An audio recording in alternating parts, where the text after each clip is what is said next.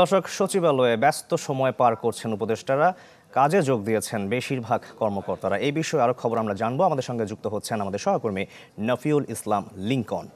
Lincoln, noodles খান নাই তো নুডলসই খান নাই।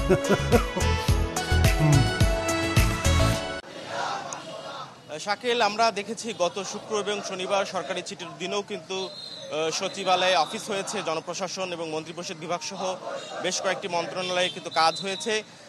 যেহেতু একটি অন্তর্বর্তীকালীন সরকারের উপদেষ্টারা গত কয়েকদিনের মধ্যে বিভিন্নভাবে কর্মসূচিতে অংশ নিচ্ছেন এবং আজ রোববার পূর্ণ কর্মদিবস, সেখানে আমরা দেখেছি যে বেশ কয়েকজন মন্ত্রণালয়ের উপদেষ্টারা তারা সচিবালয়ে এসেছেন এবং গত কয়েকদিনে সচিবালয়ে যে ধরনের অস্থিরতা ছিল, আজ কিন্তু একটু ভিন্ন পরিস্থিতি দেখা যাচ্ছে। সচিবালয়ের যারা কর্মকর্তা কর্মচারী অনেকেই সচিবালয়ের মূল ফটকে এসে সচিবদের বিরুদ্ধে স্লোগান দিচ্ছেন। যে কয়েকজন সচিব বিভিন্ন সময়ে গত সরকারের সময়ে সুবিধা নিয়েছে এবং বিভিন্নভাবে কর্মকর্তা কর্মচারীদের প্রমোশন অর্থাৎ পদোন্নতি বন্ধ করে রেখেছিল দীর্ঘদিন, তাদের বিরুদ্ধে স্লোগান দিচ্ছে তারা যেন কাজে যোগ না দেয় এবং তারা যেন পদত্যাগ করে।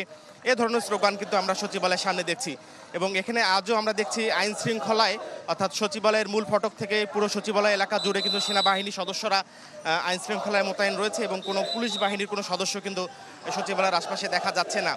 এরই মধ্যে আমরা সচিবালয়ের ভিতরের পরিস্থিতি যদি বলি, অধিকাংশ কর্মকর্তা কর্মচারীরাই কিন্তু যোগ দিয়েছেন এবং গত কয়েকদিন আমরা দেখেছি যে অনেক সচিবরাই কিন্তু সচিবালয়ে আসেননি, এমনকি অতিরিক্ত সচিবরাও সচিবালয়ে আসতেন না গত কয়েকদিন।